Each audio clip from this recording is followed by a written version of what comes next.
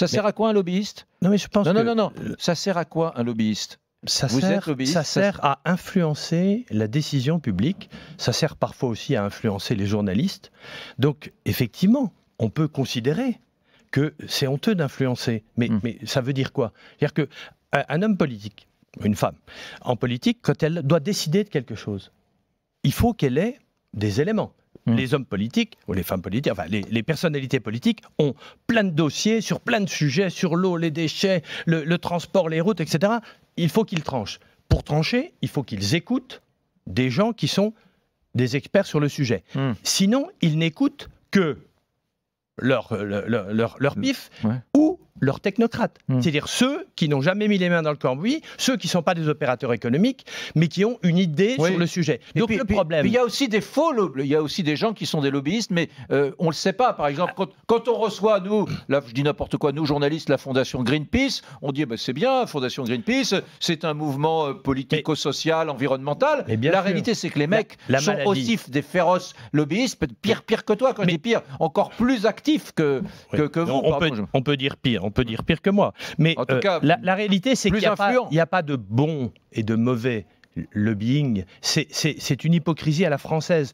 Au nom de quoi les écolos où les faunés des écolos seraient le bon lobbying et les défenseurs de l'économie seraient les mauvais lobbyistes. La réalité, c'est que, tu l'as dit, il faut être transparent. Moi, quand je rencontre des responsables politiques, ils savent pour qui je travaille et ce que je viens faire. Donc il n'y a pas de tromperie sur la marchandise. Moi, ce que je dénonce tout le temps, c'est les experts qui sont financés par des groupes industriels, sans doute souvent des très grands groupes et des multinationales, mais des experts qui travaillent dans la fonction publique et dont on ne sait pas qu'ils ont été payés ou qu'ils sont payés par des industriels. Ça, c'est dramatique en matière de santé, on le voit bien sur le médicament, sur un certain nombre de produits. Ça, c'est grave. Donc toi, moi, je suis transparent. Ce que tu aimes, on va se tutoyer, on est fou, là, c'est parti. Toi, ce que tu aimes, c'est le lobbyiste quand c'est marqué dessus. Le lobbyiste port salut, c'est-à-dire sur son front, il y a marqué bonjour, je représente les intérêts des PME françaises ou bien de je sais pas quoi, de ADS ou d'EDF, et je viens vous voir, monsieur le député, pour vous expliquer que dans cette décision,